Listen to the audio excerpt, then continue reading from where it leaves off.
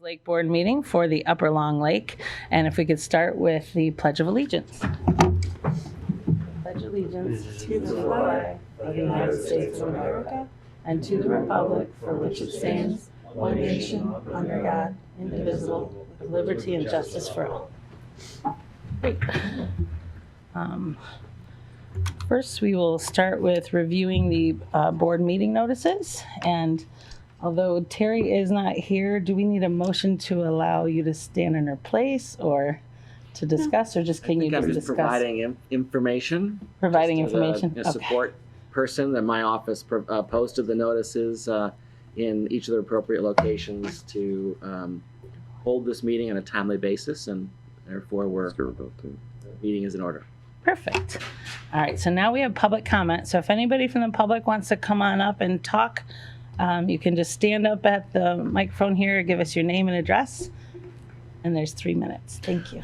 Good morning. My name is Richard Heydrich. I live in 1974 Bayou Drive, which is on the canal to Upper Long Lake, almost to the West Bloomfield border. But I just wanted to point out, and I understand it's not on the agenda today, and respect that, and all the constituency is not here, but I want to point out an ongoing issue that is partly Mother Nature, but partly the management of the weir that goes on Forest Lake across Club Drive.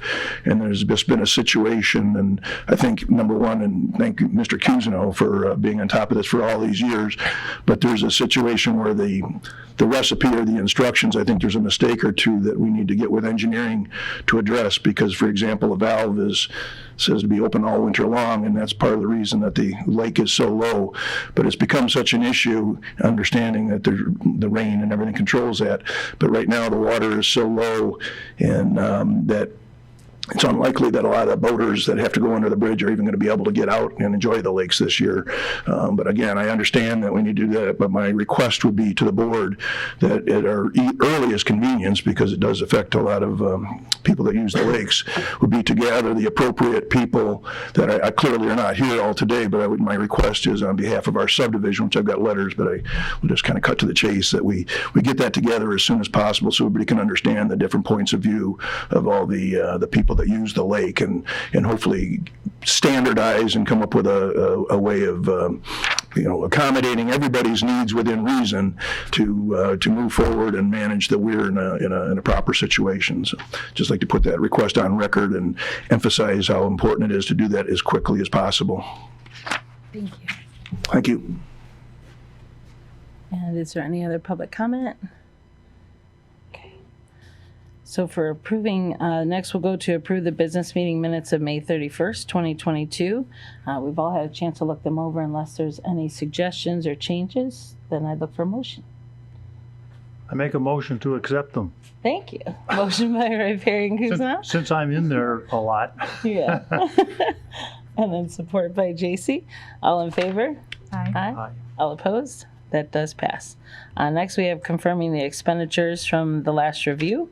Does anyone need any review on that, which Martin can offer, or if there's no questions or changes, we can go to a motion? Well,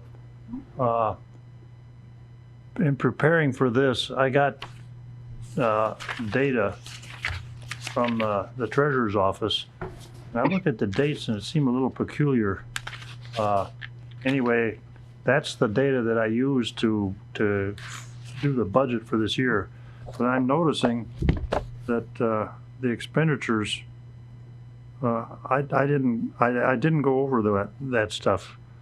I noticed on the agenda I didn't have the data to go over.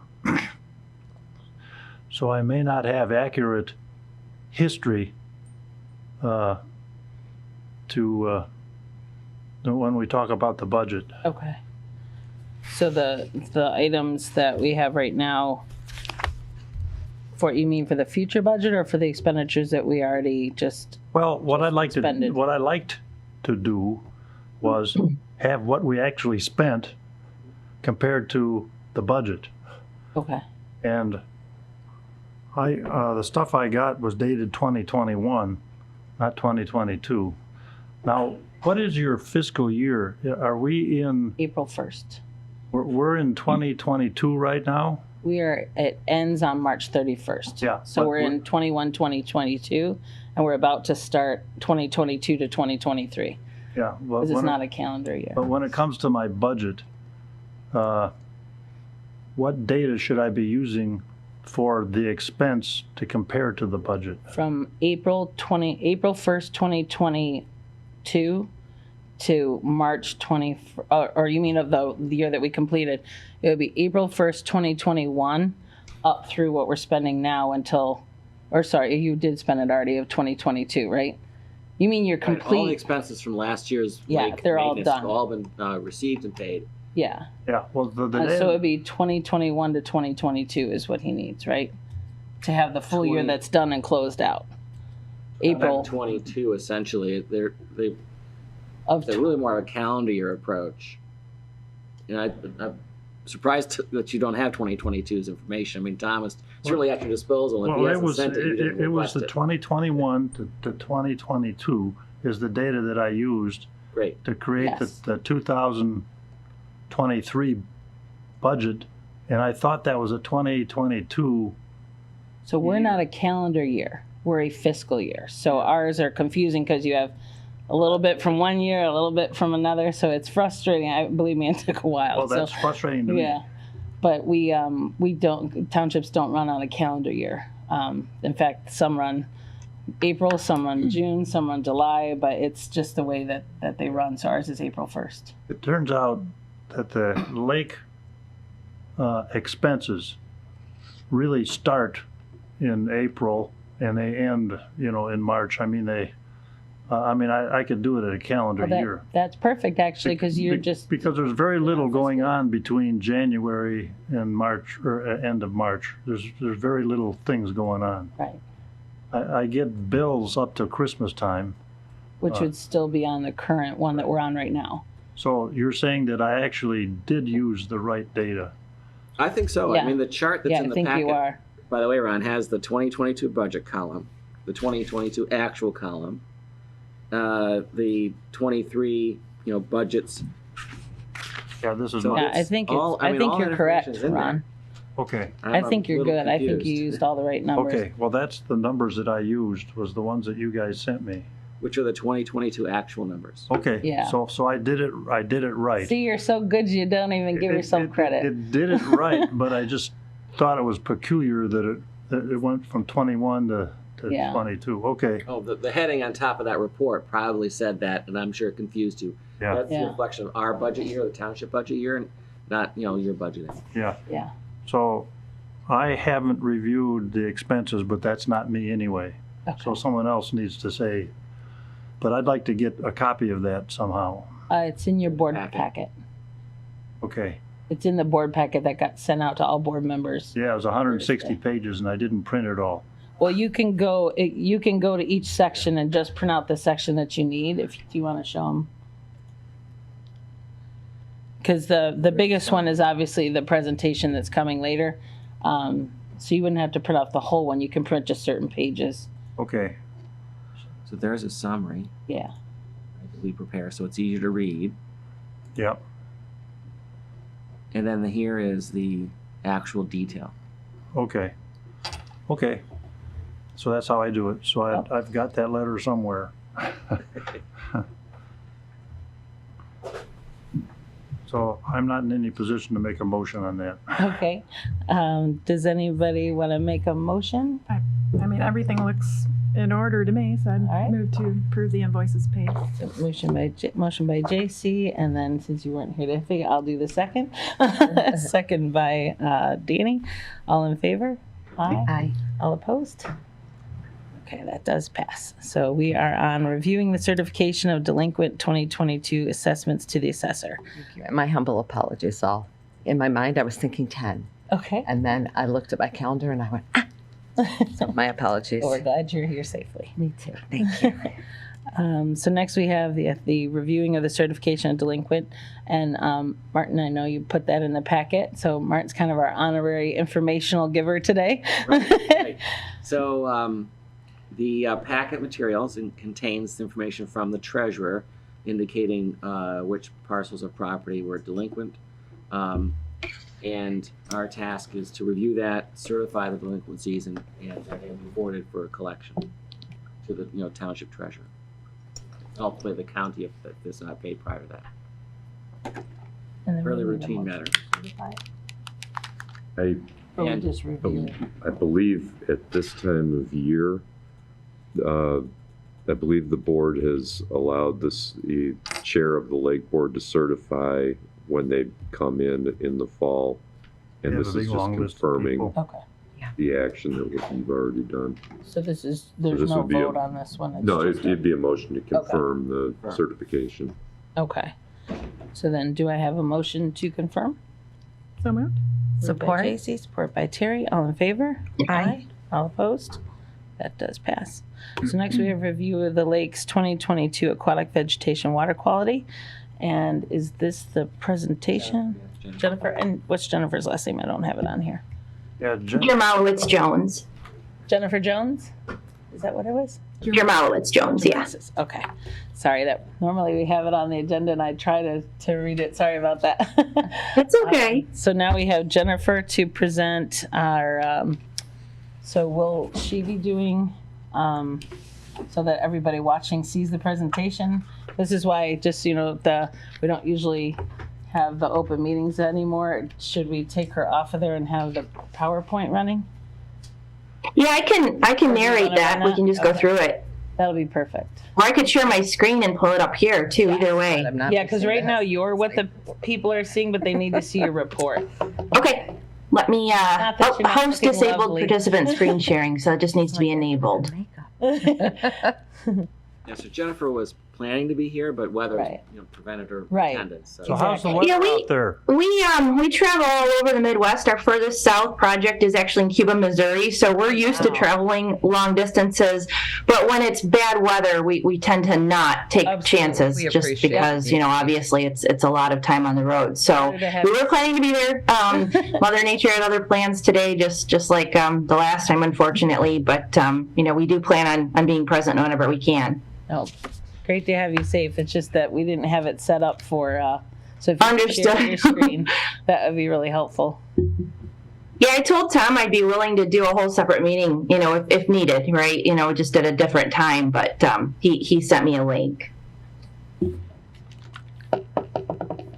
So you're on the agenda now. Yep. So Okay, whenever you're well, ready, I'm- just share your screen and you can go through your presentation. Yeah, I'm trying to. It is telling me it's disabled for screen sharing.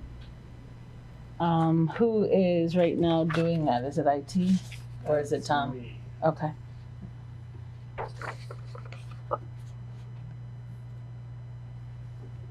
Or I can go through the key points because I do have them all down on. I can pull it up and then. Okay.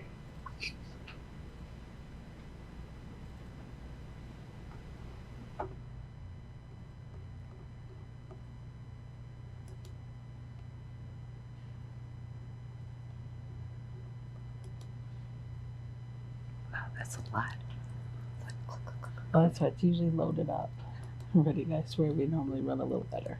I'm so sorry. I'm just glad you're safe. I was like, Whenever you're ready. Perfect. It's all you, Jennifer. Okay. Unfortunately, I can't see it on my screen right now. Yeah. But let me open it on a different screen here so I can at least narrate that. And you can tell us whenever you need him to forward to the next screen. Right now we have up the title page. Okay. I just need to get into my drive here and open up that document. 'Cause I've had it on my screen, but now it's not there. Okay. Okay. So let's move to page 5. I'm assuming you have it on like a PDF or. Yes. Okay, so this is showing on page 5, it's actually showing a picture of the sampling locations or sampling stations in the lake that we keep the same every year for consistency. And one of the things that we're looking at, we're looking at 2 essential sets of data when we do our sampling. We're looking at physical characteristics and biological characteristics. And the physical characteristics basically consist of general water quality, physical water quality parameters like temperature, dissolved oxygen, pH, conductivity, dissolved solids, Secchi transparency. And then the biologics could be divided further into chlorophyll A, the aquatic vegetation communities, things like that. So one of the things to keep in mind is that there's a classification of lake trophic status for inland lakes. There's oligotrophic, which is nutrient poor. These tend to be your lakes that not only have low nutrients, but also have a lot of clarity and very little algae. There's mesotrophic, which is kind of in between oligotrophic and eutrophic. And then there's eutrophic, which has a lot of phosphorus, a lot of chlorophyll, and lower Secchi transparency. And Upper Long Lake has been in the eutrophic category for quite some time. But I've got some good news anyway, and we'll get to that shortly. So let's go to 6. If we look at these data tables, they tell us quite a bit. They tell us that for the dissolved oxygen, if you see that the upper concentrations are about 9 milligrams, between 8 and 9 milligrams per liter, which is actually really good. We still have good concentrations in the middle of depth, but by the time we get to the bottom, they get a lot lower. So they're between 0.5 and 2. The reason why these concentrations drop near the bottom is because everything that decays in the lake is being broken down on the bottom in the deeper holes. So this creates a low dissolved oxygen, high CO2 kind of atmosphere where everything is taking a long time for the microbes to break everything down. This is normal for lakes that are usually deeper than 20 feet, and it's also normal for eutrophic lakes. If we went and sampled Lake Superior from top to bottom, believe it or not, a lot of their DO is going to be still really high at the bottom. So it's very different for a eutrophic lake. The pH is usually anywhere between 7 and 9 for most lakes. Anything over 9 is not good. Anything under 7 is usually rare for lakes, especially in the southern part of the state.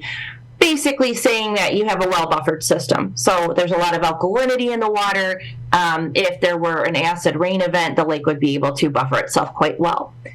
This is really good news.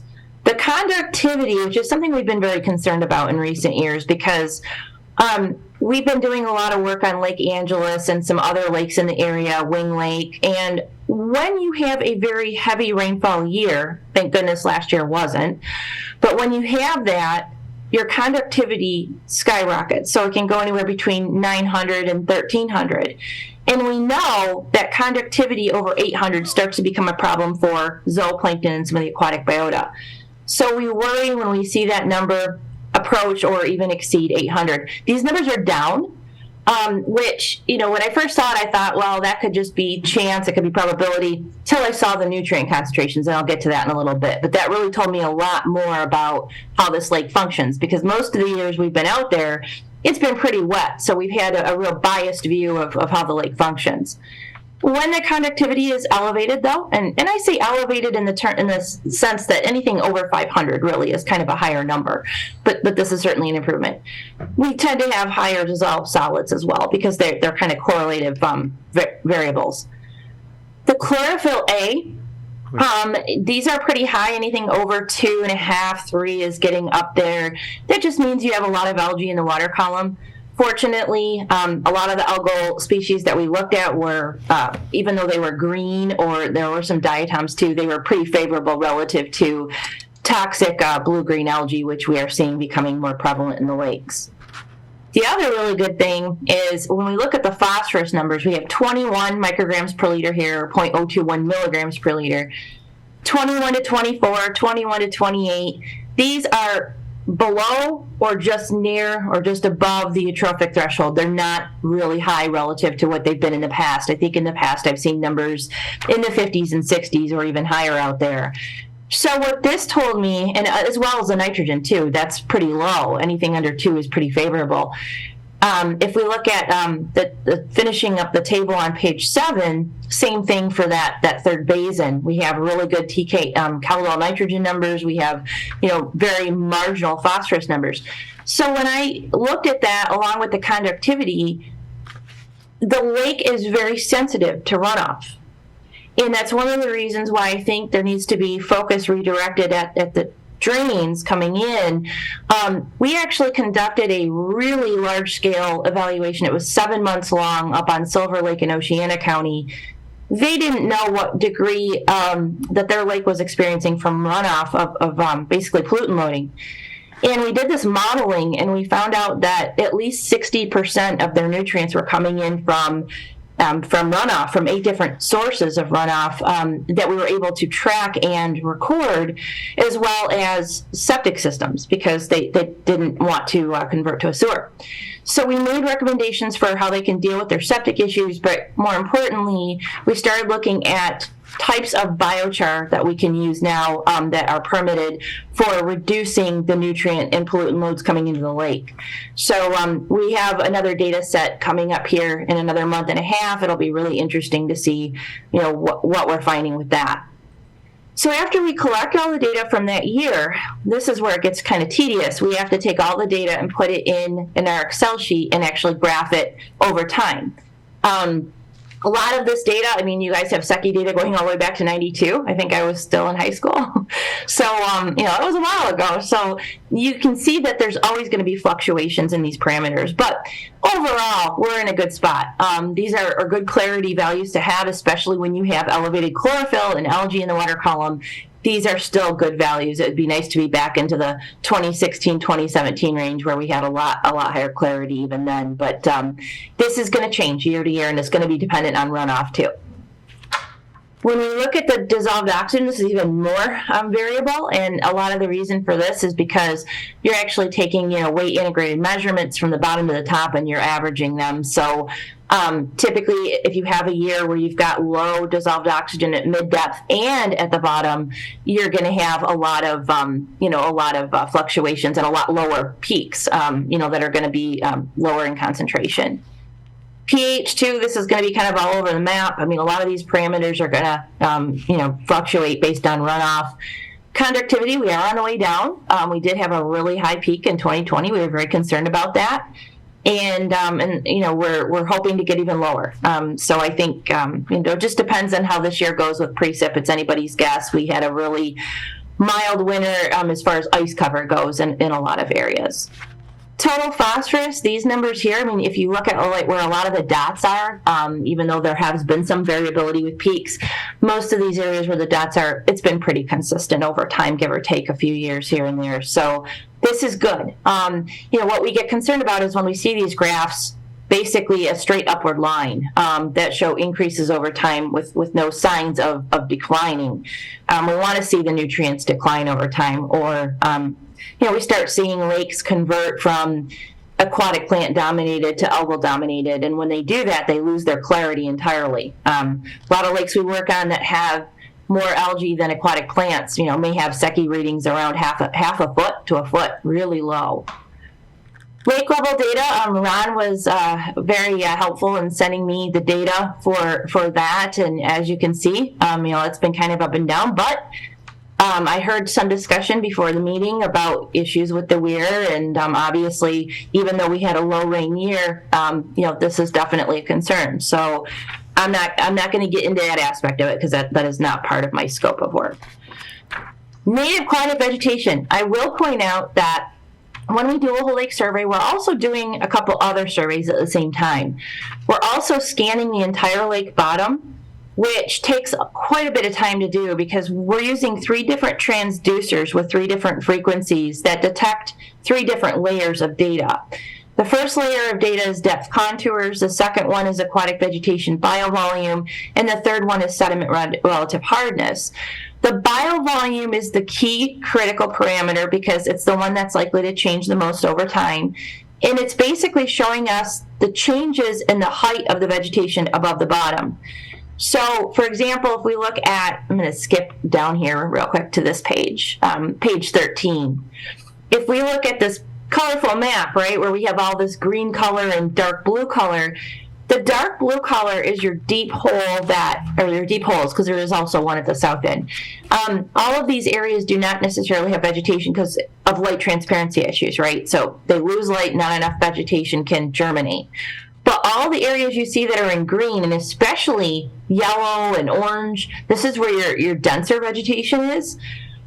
basically says that you have a lot of vegetation in the lake. And it's a good thing because you do have 26 different native species, which I think the average for an inland lake is only about 12 to 13. So it's actually a pretty diverse ecosystem. And so the challenge is when you're doing any kind of treatment, whether it's harvesting, herbicides, anything else, the key is to try to preserve as many of these natives as possible while still managing the invasives. A lot of lakes opt to use herbicides for the invasives, and then they kill all the natives, and then they end up with only algae, and that is not a good thing. So even though in the lake management sciences we're taught not to harvest invasive milfoil, it is a sustainable option as long as you continue to do it and you make sure that your native species aren't declining over time. So one of the things we can do is once we have all the field data, we can put it in this beautiful table here on page 14 that has the relative abundances. So what we call A level, which is found level. So in other words, you're sampling a transect and you see a plant or two here and there. B level, which is sparse, which means you see clusters of the plant, but there's not large beds of it. C is common, so there's pretty good sized beds, and D is dense, where it's either topped out on the surface or very dense beds in the water column. And basically looks at all the different native species relative to their density as well as invasive milfoil. So that's one metric of keeping track of it. If we skip to page 16, we can take the data that we have from our spreadsheets and our field notes, and we can actually create what we call polygons, which show the shape of the weed beds.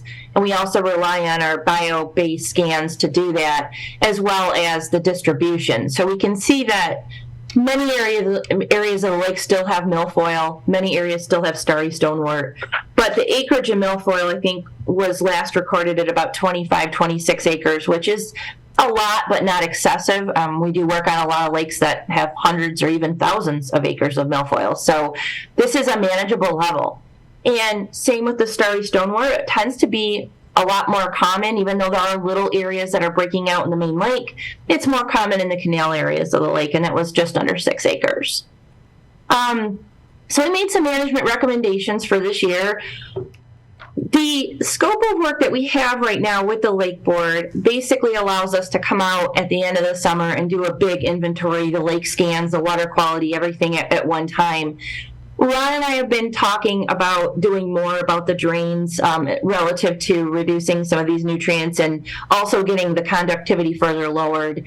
And now that we've been working with some innovative technologies for that are permittable, we can resume those discussions hopefully sometime this spring and then be able to maybe even implement before the season's end, because I know that there was a budget set aside for any kind of changes. So yeah, this, it's just, it depends on what kind of year we have as far as rainfall is concerned.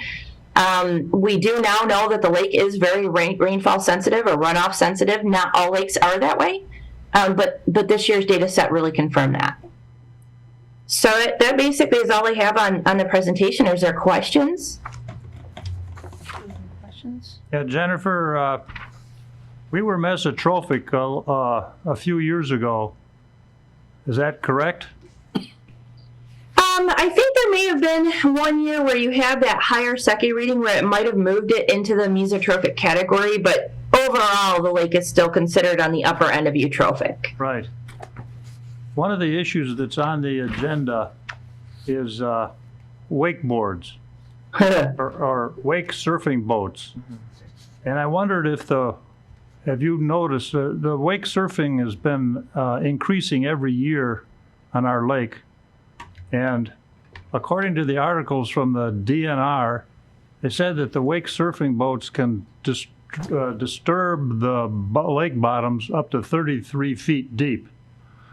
And I wondered if you've noticed in the past 5 or 6 years that wake surfing boats could have caused some changes in the results of your report. I noticed that the pH was up, and our Secchi discs have been going down, and those are things that wake surfing boats cause on the lake. So we're going to be discussing that later on in our agenda. It's really important. I'm on the board of directors as the scientific advisor for the Michigan Lake and Stream Associations, and MLSA takes a very strong stance against wake boats because they do scour the bottom, and they're really meant for more of a Great Lake environment where there's a lot of depth, there's a lot of space, there's a lot of surface area.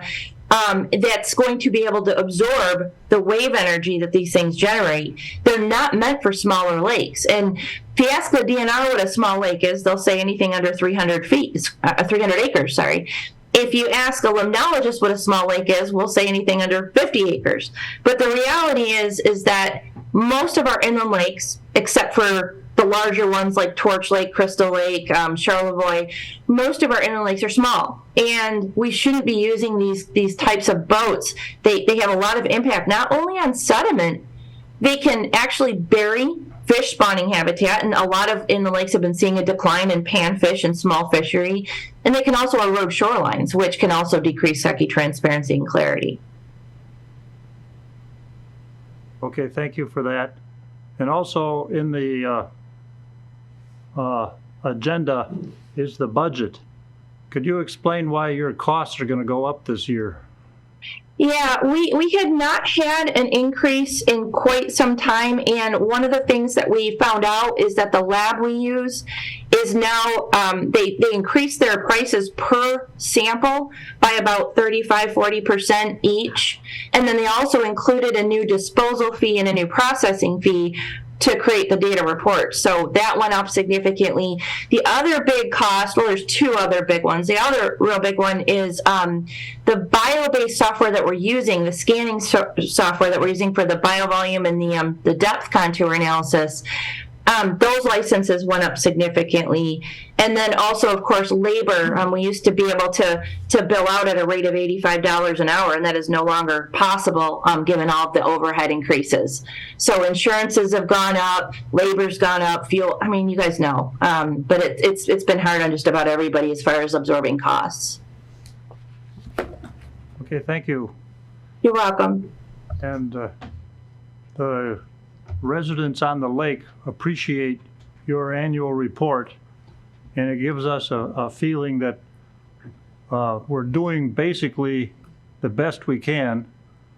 You have mentioned many times that harvesting 3 times a year helps us, as opposed to putting chemicals in the lake, has caused us to be a well-balanced lake, lots of different plants, lots of different fish, and the chemical analysis that you do on all these things puts us pretty high on the eutrophic side.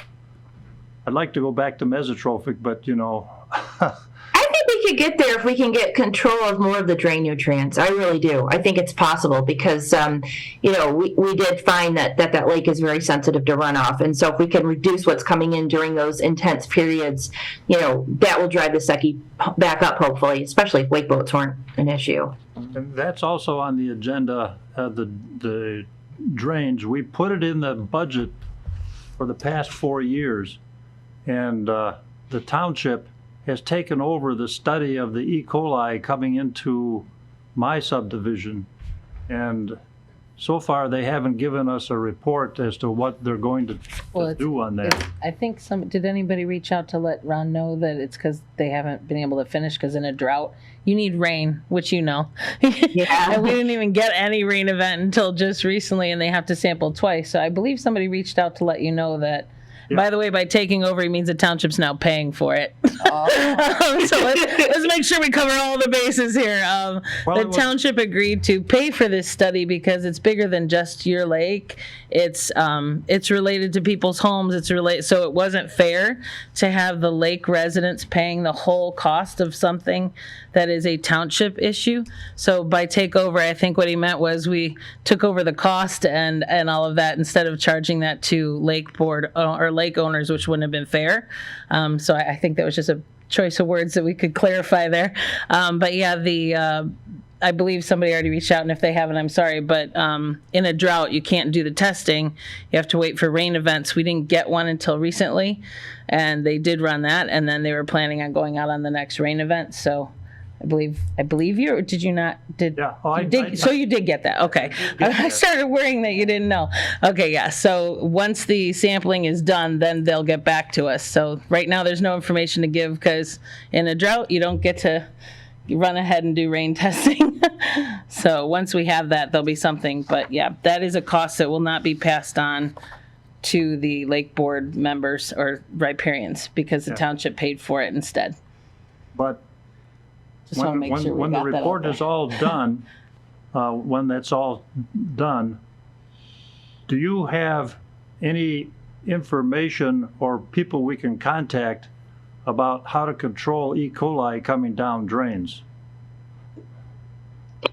Yeah, actually, those filters I was talking about, the biochar can do that because it's basically an active organic matter charcoal that has a ton of surface area per particle, and there's a ton of particles in one small area. And so it tends to adsorb things that come in contact with it, like bacteria, salts, so there goes your conductivity, nutrients like your phosphorus and nitrogen, and solids, suspended solids, that's another big one. So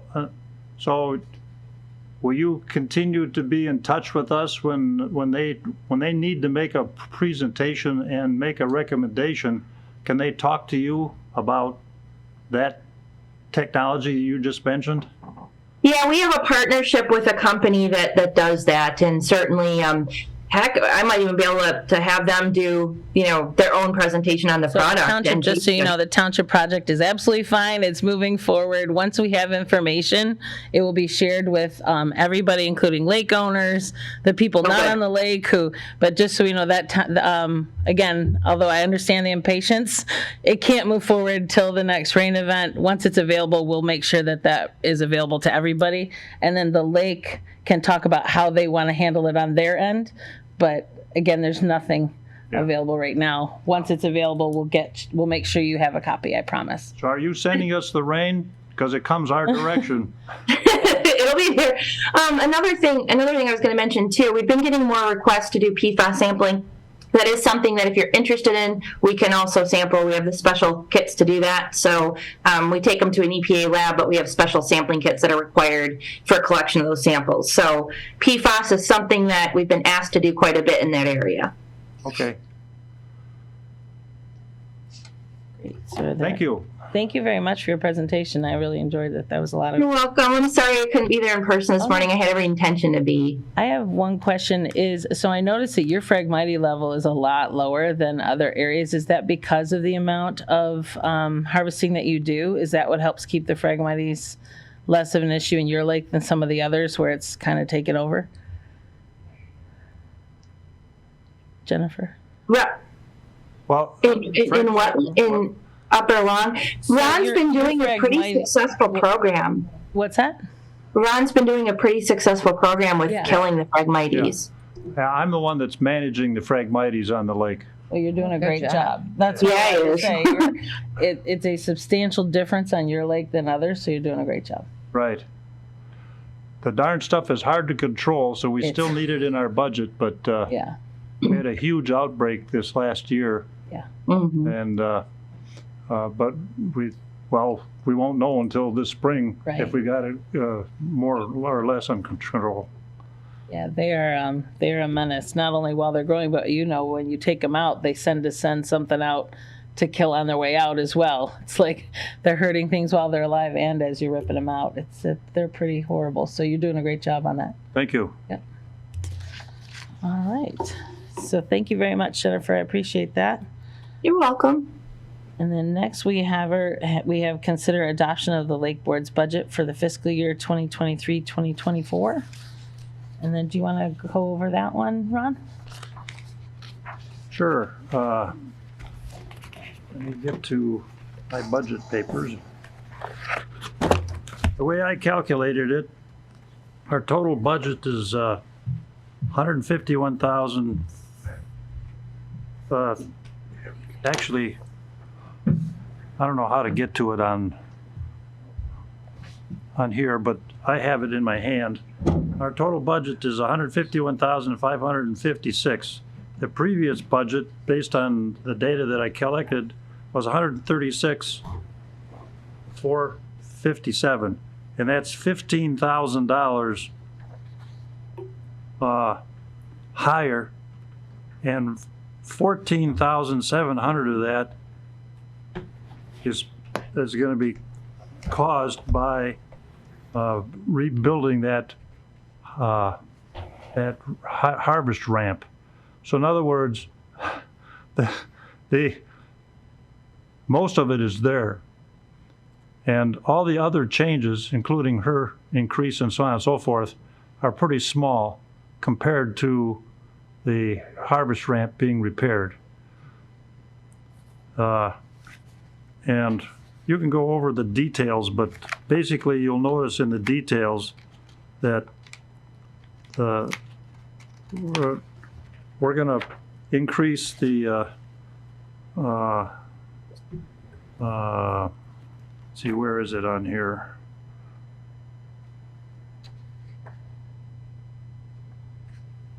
They had joined the Friends of the Rouge up to $500. We'd talked $1,000.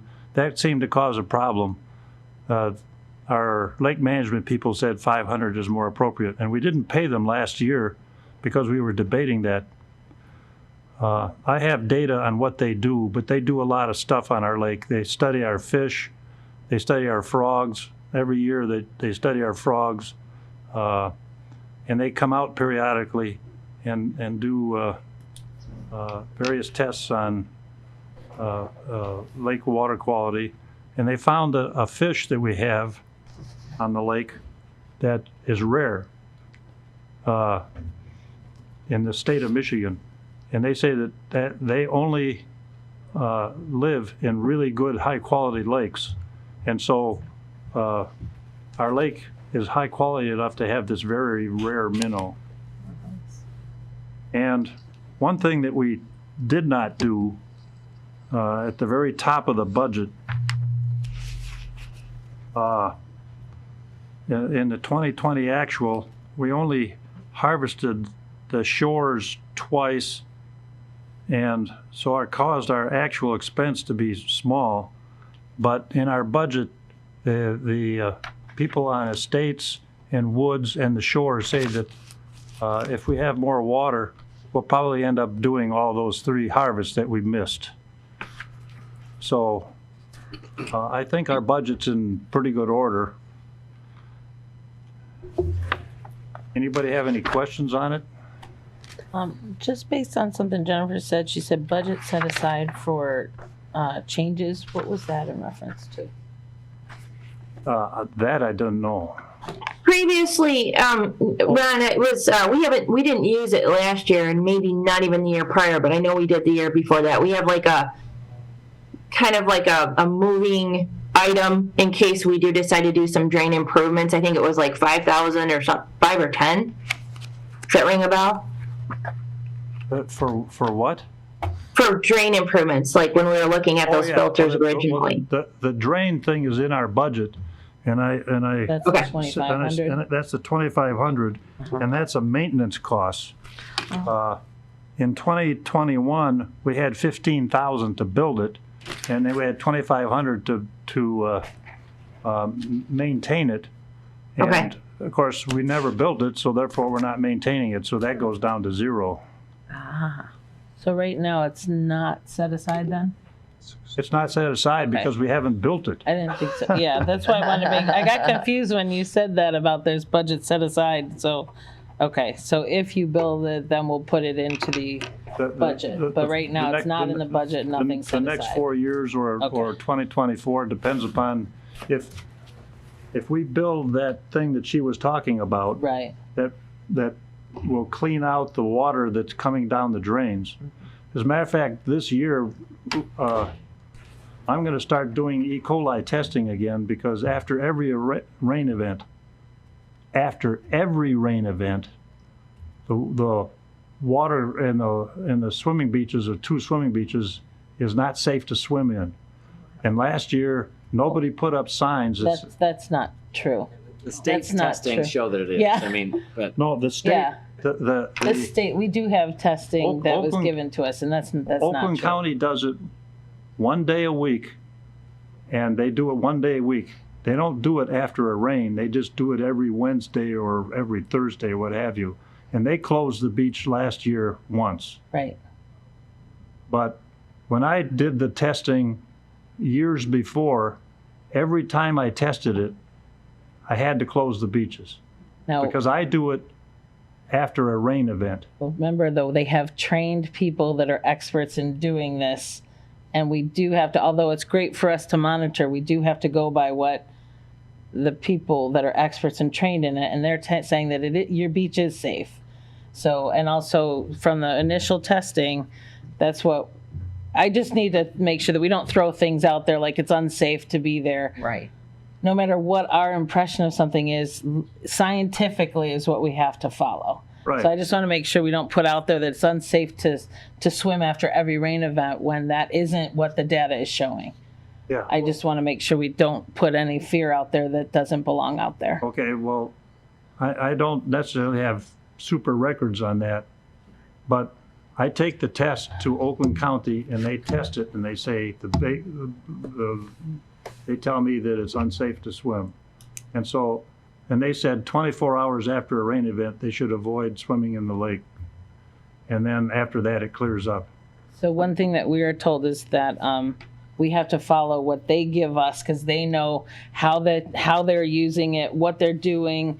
They can monitor that it's done appropriately. When somebody brings them something, they can't guarantee how it was collected, what's gone on since it left the lake. That's why we have to use what the experts on that lake are giving us, and there shouldn't be fear that there's Okay. unsafe in you have a very good lake and your beaches are wonderful. I don't want to put fear out there. I mean, I just gave you're doing a great job with even Phragmites. I mean, this is a wonderful lake that is doing a great job at their maintenance. So Then I'd like to make a recommendation that they study the 2 swimming beaches okay, after every rain event. we can talk about that during other business, but or you're talking about adding budget to the money because we're not going to be able to change how Oakland County does their stuff. So that's something we can't fix here. I would suggest writing to Oakland County and talking, but we can't change how they do things. This is Oakland County, not the township, not the lake board. Yeah, okay. So we can't really vote to change their policies and their processes. Well, I've talked to them about it, and they say they won't change their policies. Right, They, which is Right. they do it once a week right. on that particular day, whether it rains or not. Yeah, and they have an entire county of lakes Right. that they keep up on, and that's why I'm saying we will not be able to change their policies here at the lake board, but you can continue to reach out. The people listening can continue to reach out, but that's how it's as a Oakland County wide they would be changing policies. So Okay. yeah. And I just add a little bit of information to support what you're saying. I mean, the lake has been tested for more than a decade, and that data is available by on the state and the county websites, which show very low E. coli numbers. I know that you did a couple of tests yourself, which were anomalies, were very different than the numbers that have been produced repeatedly, year after year after year of sampling, and the E. coli study is ongoing, so it's not as though the township or the lake board has said, just putting their head in the sand. Right. But there was no information other than your outliers test, which when we brought it to this experts thought that there might have been an anomalous collection or problem, given the the stable trend of low E. coli levels. So the study is ongoing. It's something to be looked at, but the data that's been collected over more than a decade shows that the E. coli levels are low. Well, Sometimes they're rain events, sometimes they're not rain events. I get that, but Oakland County has only been studying it for two years. the data that they have is It goes posted back on their farther. website, Yes. and Well, DNR is involved too, I guess. Well, help me find Upper Happy Long to do Lake. it. Yeah. Help And me then- find that data. And then just to give an idea too of, again, we're not going to get into the whole study because it's not done, But originally, when there was E. coli, we weren't. When you're in a drought, you do have more animals living in the culverts. You have a lot of that. So when finally, after a drought, rain came, there was the high level, which triggered the fact that we wanted to do a report. A lot of it was found not to be human, but we have to do another testing to make sure. And then areas that were hot spots are no longer hot spots. So we have to figure out from their data what was human, what wasn't human, and what made hotspots go away, what has something changed. So there's a lot to this report, and that's why we paid as a township, because it's bigger than just that lake. We want to find out what's going on. But the good news so far is that a lot of it was not human. And a lot of that happens in the droughts. I know we had a lot of woodchucks and everything living in culverts near us, and unfortunately they lived there for months, and it all got washed down of that. So the good news is it's not all human, so that's good. Right. Our initial reports didn't show E. coli present, but it did appear to be animal, and it wasn't numbers that were, if I recall correctly, even the numbers we were taking in the ditches and so forth were not astoundingly large. I mean, they just seemed pretty, the information we were receiving was that it's not a problem. It was animal related and nothing that might justify the odd rating numbers in the lake. So it just didn't seem to connect. If the lake levels were high, the ditches numbers weren't really supporting that. So the ditch numbers seemed to support more the county testing, which were low levels in the lakes. Yeah. So, but the study's ongoing. It's premature to know. And one thing that did come back high, which is why we sent out information, is dog levels and such. And one of the easiest ways to stop E. coli is pick up your dog's business. And it is very frustrating. People who half pick it up is almost worse. They put it in a bag and then leave a bag there. That doesn't mean that it's not going to get out through that bag. So people, if you're a dog owner, be responsible and pick it up and take it home. Because when you don't, it goes towards the lake. So that was one of the really big ones that we can avoid. We can't stop deer and woodchucks, but we can stop our own pets putting E. coli into that system. Well, I put $300 in the budget, so I hope you'll pay me. For E. coli testing. I personally would not, but I'm only one vote. So we can talk about that, but since we have experts doing it, I would feel more comfortable with the experts that are doing it, and they're getting very different answers. So I mean, again, I'm just one vote, but we can. Would you like to vote on adding that into the budget? I had it there. It's been in the budget for the 20 years I've been doing this. It's been in the budget, and last year we didn't spend any because the township said they were doing it. Which we are. Again, I'm going to point that out. We are absolutely doing it. We're paying a whole lot more than $300. I believe it was, $35,000 is what we're paying. So I want to make sure everybody knows when he says take over, there's a significant study being done at the township's expense. Yes. So my question is to Danny. I remember maybe it was 2 years ago. I think it's related to this. We were looking at kind of going down the system and seeing if we were having E. coli issues coming down because we were worried about the septic fields. Yep, that's what So then you did the study. So it's still ongoing. Oh, it's still ongoing, but it would appear at this time that it was more, because one of the experts said it could just be some animals. Like you said, it could be a situation where there were some animals right before they took a study, and that then the E. coli was in the water. So I know it's ongoing, but you're saying at this point it looks like it's probably not leaking septic fields. Right. We were worried that there was a chance of multiple septic fields failing because of the area and the age, but it does look like it's mostly animal. That's great There news. might be one or two that we're testing again because now all of a sudden they're not hot spots. So why did they go away? Why were they bad then and they're not now? So that's why you have to do, is it one more round? They've done 2 rounds and we have one more? I don't remember. They just did one. Yeah, and there's another round. What was surprising was that I thought the map would be full of hotspots, and there weren't. I mean, there were a few here and there, sure. And the data also showed that it was animal DNA. So great. It just didn't look like the ditches were this major issue in the preliminary information. For human. So, because now we're testing specifically for human. So first it was the test of E. coli, and absolutely there was E. coli. Then it was testing for human, Yes. and there wasn't a lot, but there were some, but then hotspots went away. So again, we're testing for human DNA to make sure it's not septic fields. That would be a wonderful. much bigger process. Absolutely. But yeah, it's testing all over that whole area. Thank you, because that was something that I know we were all concerned about. Yes. So I consider this very good news. Yeah. I look forward to the final results, but And that's how we found out how Great. much dog stuff was out there, which is Yeah. very frustrating to find out. So that might but be an yes, education campaign. once it's available. Yeah, once it's available. And And And what- patience is a virtue I'm not very good at either, so I feel you, Ron. I'm not so good with patience either. But, because we're in a drought, it does delay everything because you have to have a certain amount, you have to have a significant rain event. It can't be Right. just a quick little one. Right. So we had one significant rain event since they were hired wow. to do, we've been in a drought. Yeah, we have. Yeah. Which is why lake level is always a topic Right, right. But yeah, we have one more human testing to go. too. Right. Okay, so I thought you were asking for additional more than what you already have in here. No, it's not, Okay. it's not additional. Okay. Okay, I mean, I got a copy of that email, thanks to Martin to send it to me. And they didn't test the water in the lake where the swimming beach was. we're not, so They te- again, they- this they is tested- about they finding just- out if their they- septic system's failing. They Right. tested, It's not about the lake. they tested the drains. Of course, we're not swimming right now.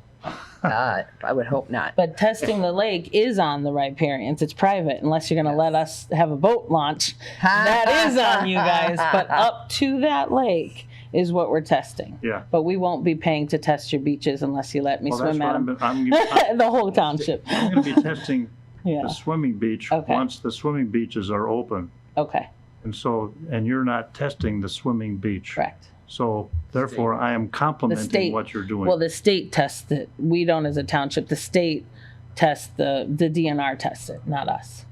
They For your do? beach, yeah. Yes, they do. And they post that information online and I'll share it with you. Okay, Yeah. you share that Thank you. Yeah. information with me because, okay.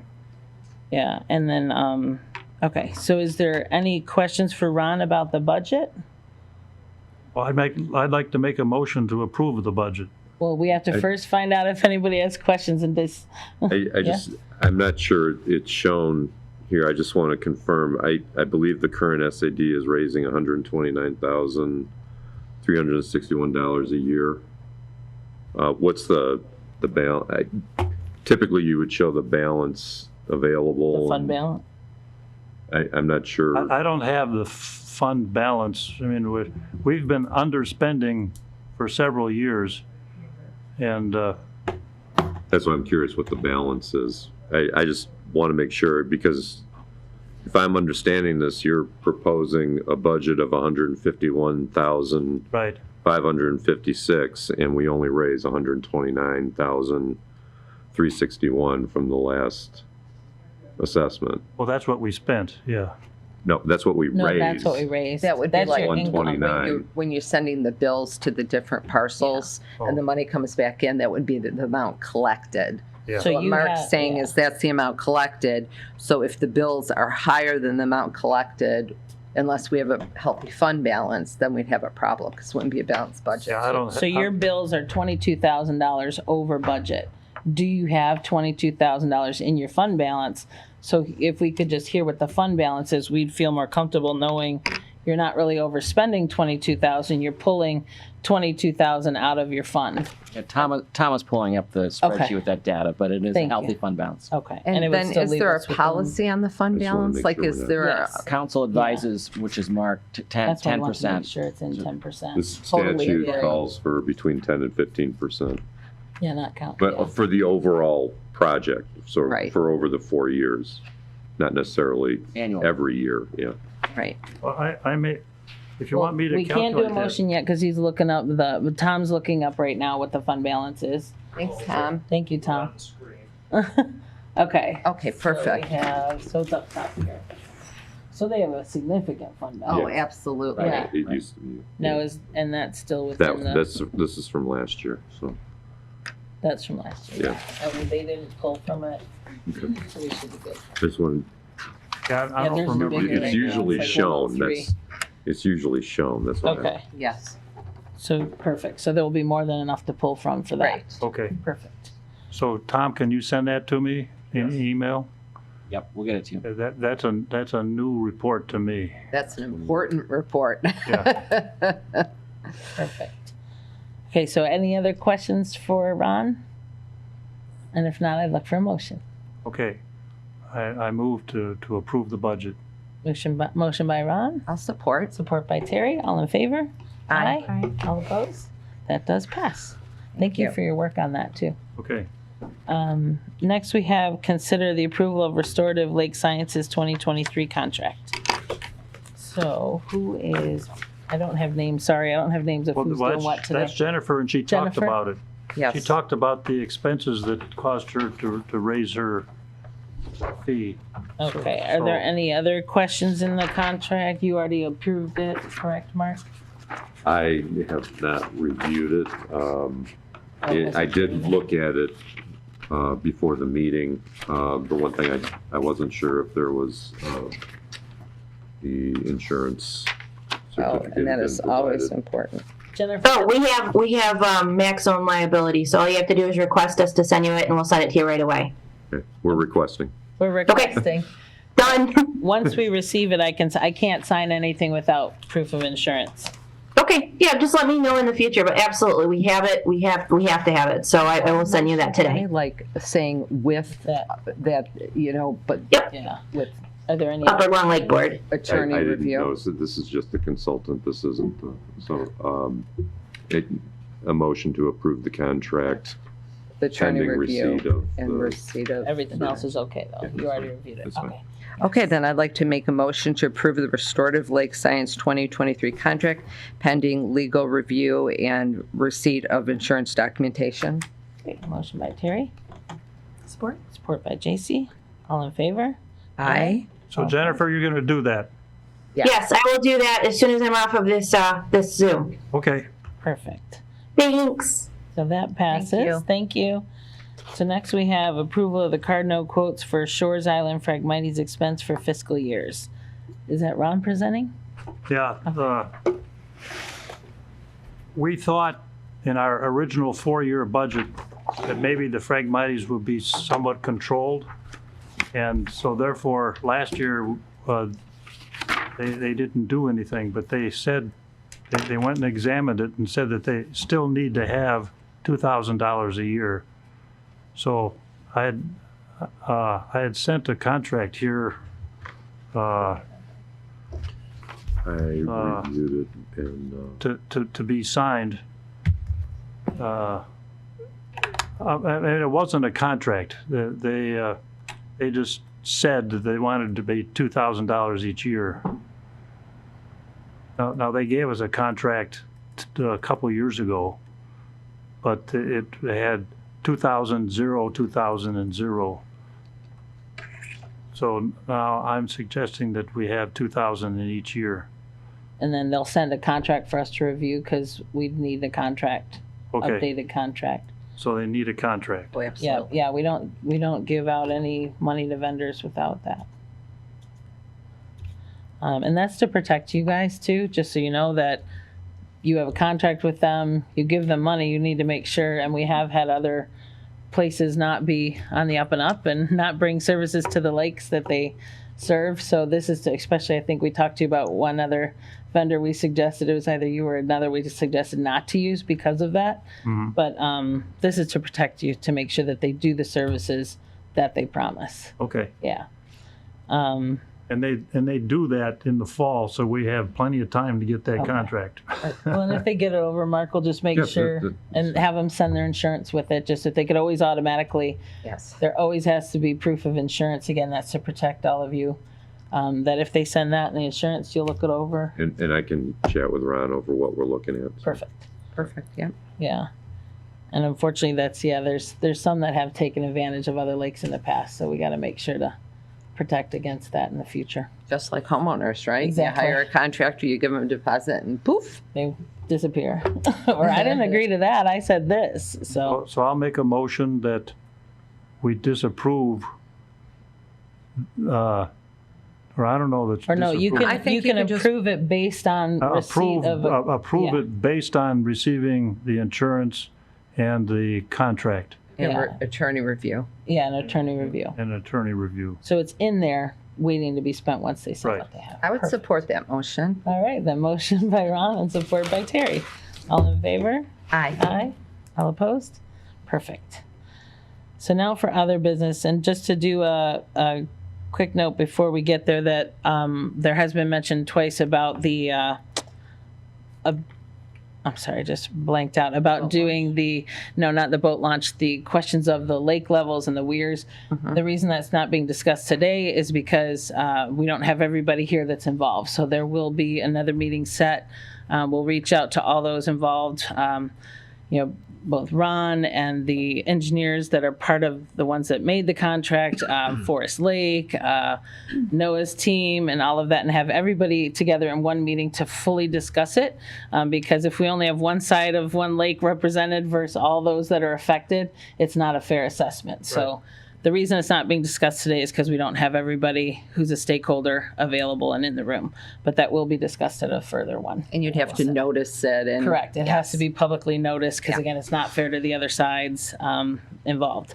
But there will be, I promise. And we'll make sure that everybody has ample time and information of when that'll happen so they can show up.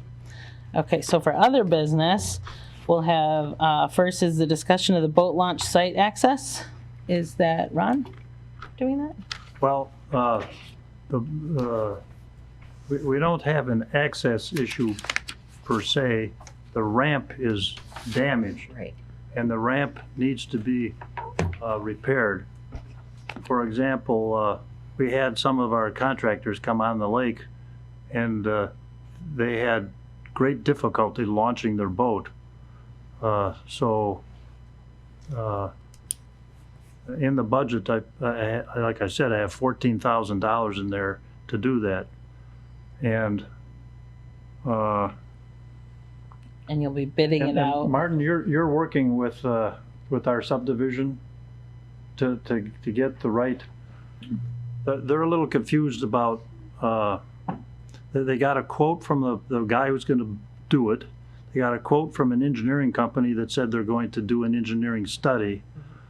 But apparently in the township, we need an engineering permit. Yes. And also And Eagle usually is involved. Usually there's an Eagle permit. And this is why we have to be careful, because there's some vendors who absolutely know that exists and then say, I've never knew Eagle has to be involved. I never knew this. So then they actually never gave the money back to the people that they took the money from.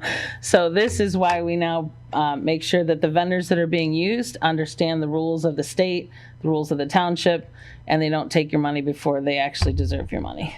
So, and we always suggest you get multiple quotes, like you would. keeping you up to date. And they send quotes. I've gotten copies.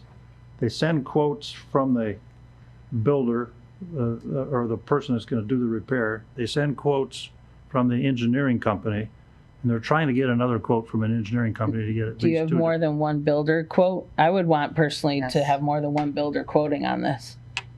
Well, they told me that they tried to get 3 or 4 other builders to do it, and nobody responded. Now, this is the guy that built it in the first place. So this is the contractor repairing his own work.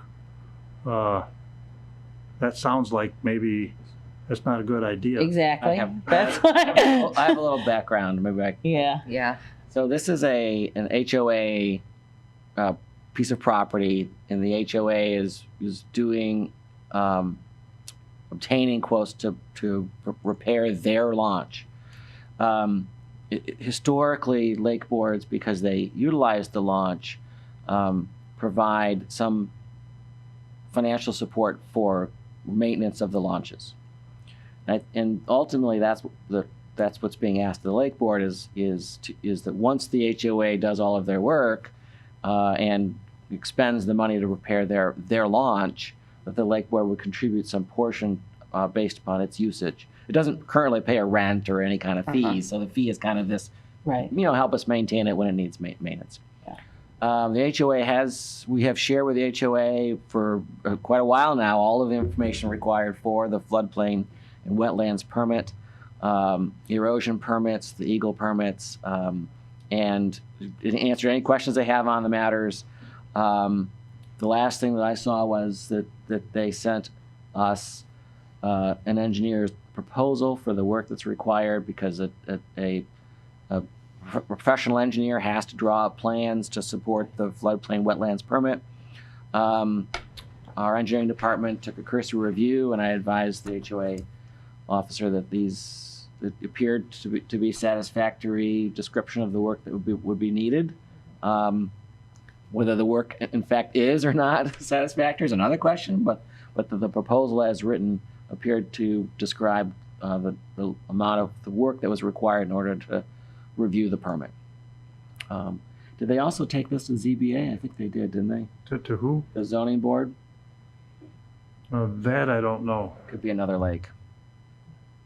But if it's this one, it went to the ZBA in November and was approved, but I'd have to check again. There's so many that have been coming lately with, I can't remember which lake. You it have was. so many lakes. That was Too Island Lake. many. I'm sorry, it was Island Lake that did the Fortunately, they're all ZBA. private Thanks, Tom. Yeah. So I don't have any. I think that, yes, we're responding to every question they have. We're helping them work through their permit process. And once they do that, the HOA can do the work, and then they can present the justification to the Lake Board to provide financial support or not. And So it's not really a Lake Board project. It's not a Lake Board Right. project at Okay. all. Okay. It's a HOA project. It's the HOA's launch. It's the HOA's land, homeowners So association. they don't have to follow like your kind of It's- purchase policy, bid requirements. the only thing is, it is strange that protect we're them paying now. somebody to fix their work. That's why I'm saying there's about, a- I personally wouldn't rehire somebody on my house if they did work that needs to be repaired. So that's why I'm saying, I personally would always look for like, oh, maybe there's a good reason why it needs repair so quickly, which you would find out from others. But I personally would be a little nervous hiring somebody that needs to repair their own work. They did the work properly when the lake level was high. Now, when the lake level was low, it caused all kinds of erosion at the end of it. So they need to extend it deeper into the lake. That's the issue. That's It one needs- of the it- issues I've heard. I heard there might be some others that aren't related to lake level. But if this is, again, this is the HOA. If that's, I would hope there's no connection to a friend and family kind of thing going on. I would hope that this is somebody not connected to anybody who lives on that lake. But personally, I would be concerned hiring somebody who did that. But again, it's the HOA, not the, as a lake board, I would make sure we have 3 bids and really understand what you're paying for. But we're not doing the project, so the HOA can pick who they want. And it just, I would make sure he warranties his work a little bit longer next time, maybe. This has been going on for almost 2 years. Wow. Which is before lake level issues. Yeah. Yes. That's why I'm saying I wouldn't believe somebody who tells you this is a lake level issue when you didn't have a lake level issue when you found out there was a problem. Yeah. That's why I'm just a little more skeptical, I think, than most. But again, that's just because we're kind of put here to help protect. It's not our lake. We're just here to help protect against people trying to take But it's advantage. still an HOA issue, right? Yeah. Yes, HOA's launch, HOA's land, Yeah. HOA's contract. And then in the past, the HOA has asked lake boards to, instead of pay a rent or a fee for Yeah. access, to help maintain the launch. And lake boards have considered it and voted on it when those Right. requests come. And they're fair requests because we are using their their area to access it. So it's a fair request. Right. So. All right. So is So it's that, on them. I mean, Yes. if they need anything else, our office is happy to continue to help. And I think I had communication with the individuals responsible for this project even just last week. So Okay. and to give Martin a shout out, just so you guys know how helpful he is on lake boards. And like, Martin doesn't sit on this lake board. I'm just Terry here is to help. actually, here. He's literally here just to help, to give information you. because he's become kind of our personal expert here. It helps that he has the passion for it. It helps that he has the legal background. So he's kind of taken on the captain of the lake, I guess. If we had a boat, you'd be our captain. So he's actually here just literally to help. Oh, That's so how kind. much he is available for the HOA when they need him. Yeah. Yeah, and he Customer service organization. yes. And when you mention the wakeboard later, we'll even talk because he's the one spearheading protecting other lakes against wake issues and such. So, yeah, that I just want to give a little shout out because he's here volunteering his time right now. Wow. Is there any more discussion on that launch site then, or are we good on that, Ron? No, I think we're all set on that. Perfect. Okay, so next, for the E. coli study, I'm assuming the discussion was already had because we've already Had discussed. that. Okay, perfect. And then discussion of the wave enhanced boats. Is that Ron? Yeah. Okay. We already had that sort of too, but Well, she talked about it, and we brought the subject up. I guess the real issue, the state of Michigan, DNR specifically, has stated that wakeboard boats should be at least 500 feet away from shore. And they should work in water that's more than 15 feet deep. Now, our lake, and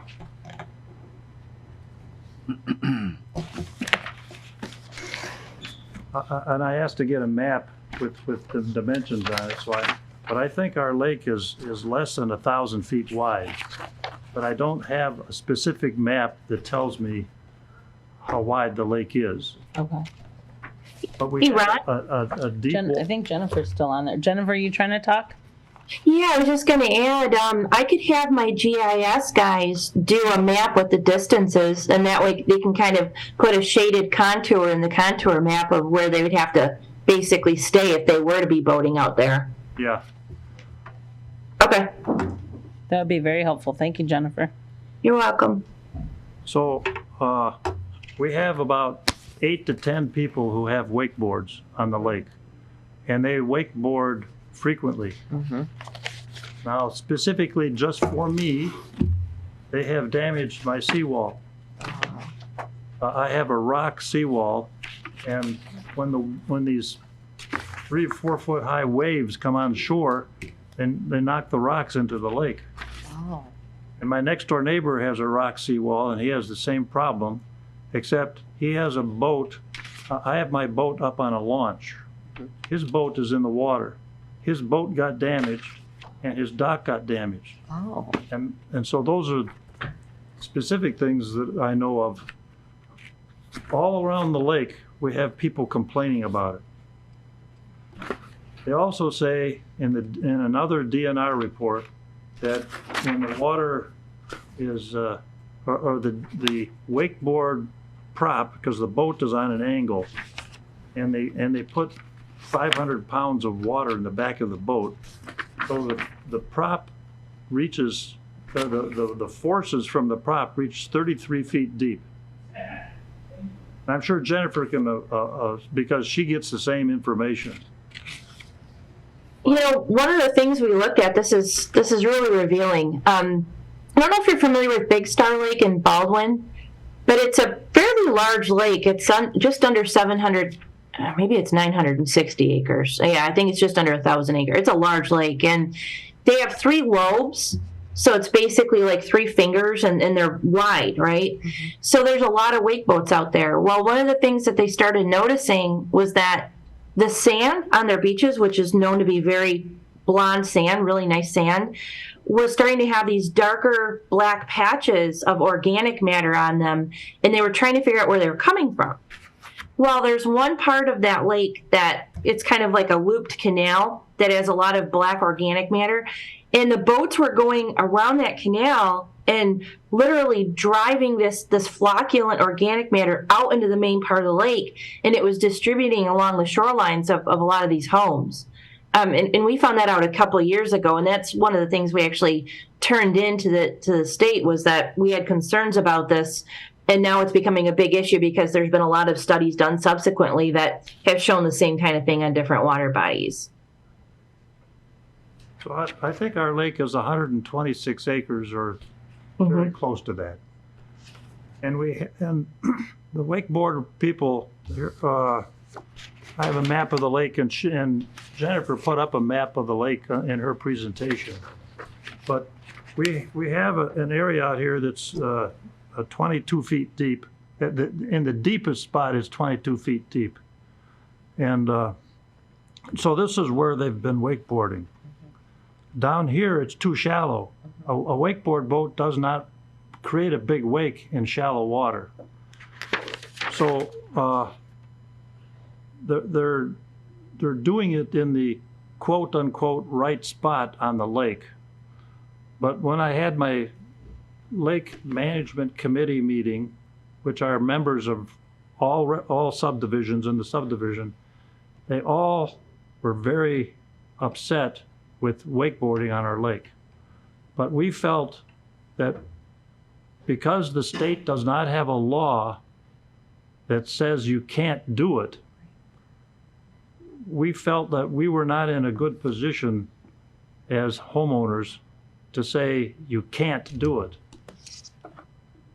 They recommended that I write a letter to be handed out when our fees are sent out in May to discourage wakeboarding frequently and to do it at the end of the lake where the water is deeper, when they do it.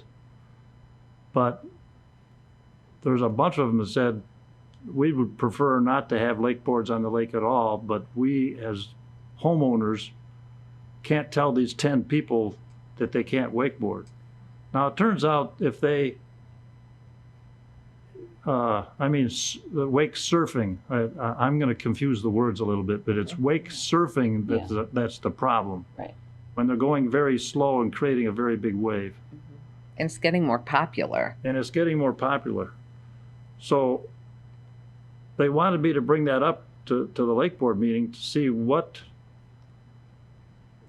there anything that a lake board can do or the township can do to discourage that. Now, I studied, the DNR also said that Pine Lake has wakeboarding permits on the Pine Lake. And here's Pine Lake, which is much, much bigger. And they have a map of where they can go. And they're going over very deep water on Pine Lake.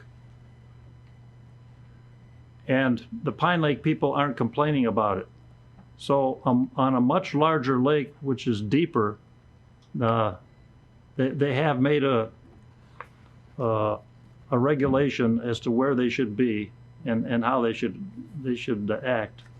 And so, as a bare minimum, I'm going to write a letter as to where they should go on our lake, and so on and so forth. But our lake is too small for lake boards, wake surfing. Now they can still use their boat. They can water ski behind it, and they can, wake board behind it, but not. We would like to discourage wake surfing. So I don't know if there's anything as a lake board can we do. Could we do like we did with the DNR with other lakes, or is there something else you can think of?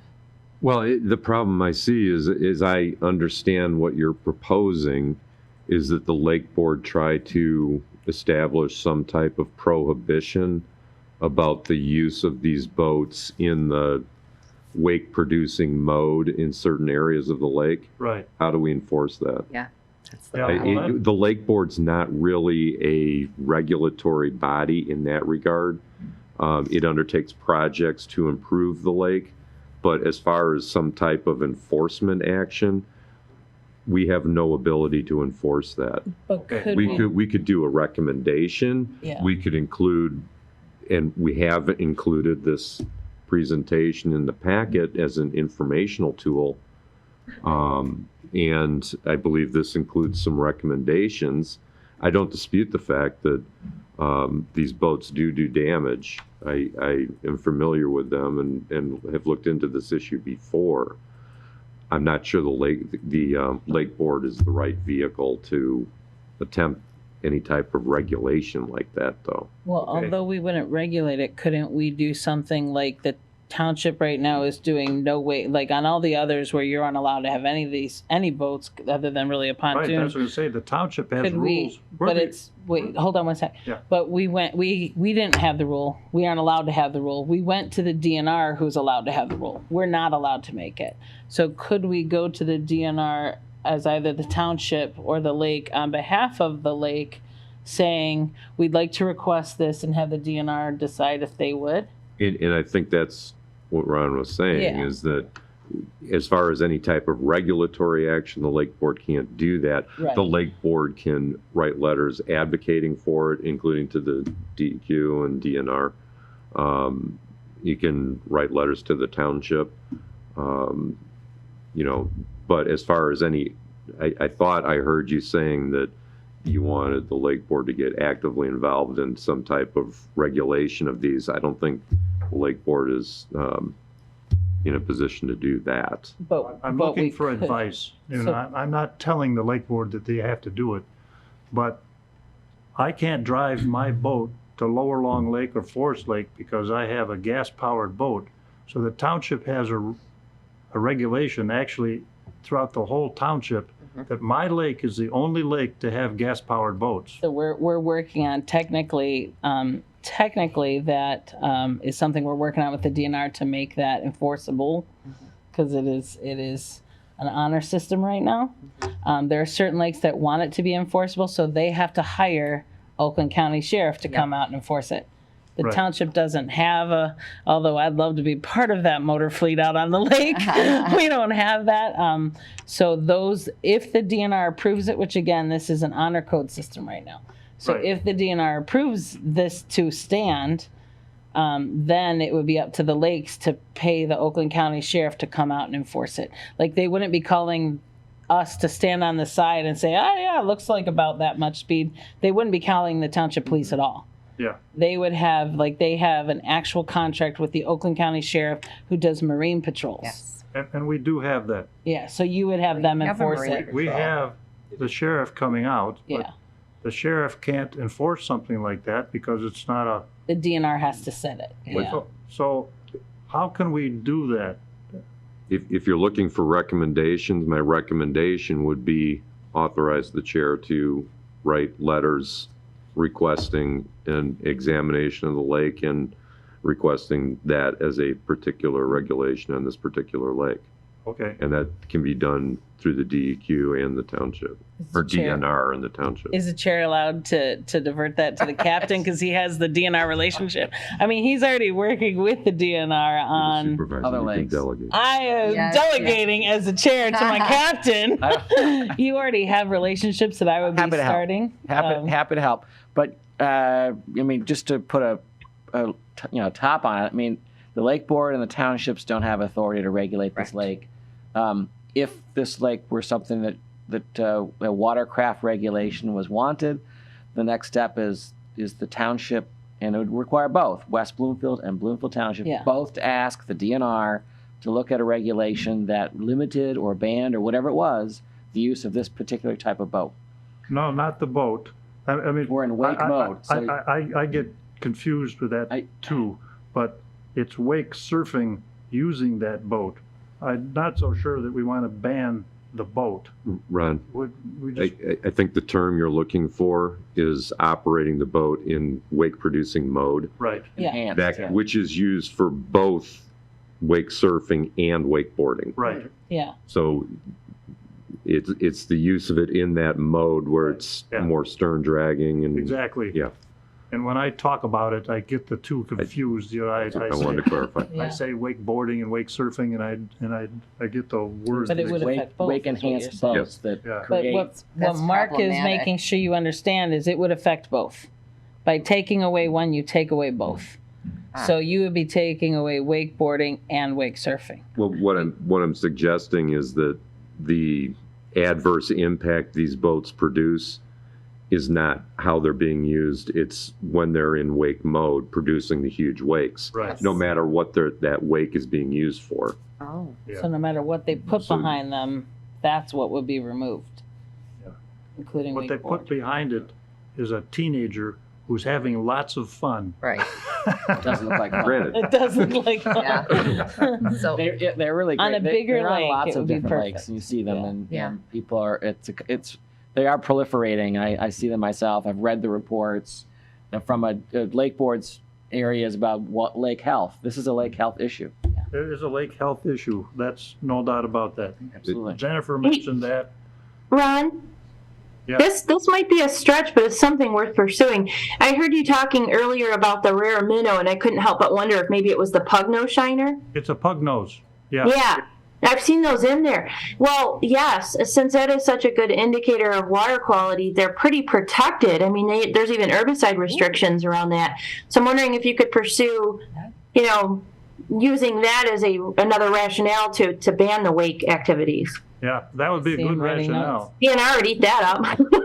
Yeah, Thanks. the pug nose shiner and the Friends of the Rouge are the one who found that for us. Great. I think Mark has a comment. Yeah, it's been in there a while.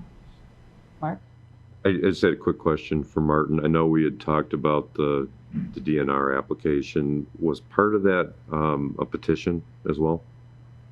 I think that it's been a while since I've looked at this, but Like would a a- resident petition. would a resident petition, They have been Um, used in other applications. Our applications do not have a petition attached. I'm just saying another thing you could do, Ron, would be maybe circulate a petition that could be attached to any correspondence to the DNR that may add Yeah. some weight to it. It would help between And the include the endangered species or the protected species. I forgot the classification. So that way, when both West Bloomfield and Bloomfield Township submit, Mark's saying if you had a petition of signatures saying, yes, we agree, we want this, that would add weight on what the DNR reviews. I'm happy to help Ron offline. If you want to talk to me, we'll talk about it. Yeah, So if we can make a motion that the two of us will work on this together. sure. Do we need a mo? I I don't think think you you need a don't motion, even need but- a motion. Don't That's need just a a motion. good choice. Yeah, So I have a comment. So I too am concerned about the health of the lake, but I also know that if a resident paid $80,000 to $250,000 for their boats and they're using them on an all sports lake, there's going to be a lot of pushback That's what about I- people not being able to enjoy the lake that they pay property taxes to live on, to buy the boat that they bought to enjoy. So maybe it's not a restriction, like we have no wake times. Maybe it's something related to limiting, like we were talking about, limiting the area or limiting the times. I really don't see how you completely limit people and don't let them have wakeboards or wake surfing, because it really is becoming a very popular sport. I mean, I've actually been on a boat myself with somebody who was doing it, and I was like, oh, I mean, I'm not a teenager and I don't want to do it, but it's a pretty cool thing, and people are paying a lot more for those boats. So it's just something to think about. I mean, I know that we definitely need to look at the safety of the lake, but we also have to look at how people are allowed to enjoy their property and their enjoyment of the lake. and that's why there's going to be public hearings involved. So once the Yes. DNR, and actually it should be the three of you because you need West Bloomfield involved. Right. So there will be public hearings at West Bloomfield, public hearings at the township, and then there's the DNR that comes out. So before it even goes to the DNR, you have to have public input. We had 2 public hearings, Martin, or 1? We have one prior to our action. Prior and to then our there is a action. public hearing. The DNR will hold 2. Yes. Mhm. So there will be public hearings, and again, you have to have all sides in the room when you're making something that affects it. But I know on one of the lakes there will be somebody that spent quite a bit. It's a little easier on the other lakes because they're not an all sports lake. But there was somebody who bought one that wasn't allowed and is not going to be. Well, able these to are use that. expensive boats. Yeah. And they're trying to be careful, Yeah. but. So maybe you guys can work on something that you wouldn't even need, that if you kind of work on something together on a suggestion, it maybe isn't a banning totally, but a Right. restriction. Yeah. And I trust the three of you to come up with I something would great. prefer that approach because not only am I lucky enough to sit on this lake board, but I actually live on the lake. And I know how passionate the people are about enjoying their boats. I mean, because that's why they bought the properties. And so you need to, I think, find a balance. Certainly, we all want to keep our lakes safe and we want to keep them healthy, but we also want the people to be able to have fun on the lake. So it's like, there's going to be a lot of different viewpoints. Right. So you just need to come up with a solution that will keep the lake healthy, but be fair to the people who want to enjoy the lake too. But we need our West Bloomfield representative That's to terrible. actually go surfing behind one of those Oh, boats. no. I was offered to do that with the family that took us out. We thought it was kind of an amazing thing to watch their young man do it. And he certainly did have fun, as you indicated. But I had no idea watching it that it was dangerous for the lake health. Well, And I think most yeah. people wouldn't think of it. Right. So it could be an education. I did it on a very large lake in northern Michigan. You did it. Yes. So I actually wake But he surfed. did it appropriately on a large- correct Okay. size lake. I'm impressed. All right. Well, so you three will get together on I that would be one? more than happy Perfect. to. Thank you so much. All right. So do we, if there's nothing else, I'd look for a motion to adjourn. So moved. Motion by Terry, support by JC. All in favor? Aye. Aye. All opposed? That does pass. Thank you, everybody, And for I- your time.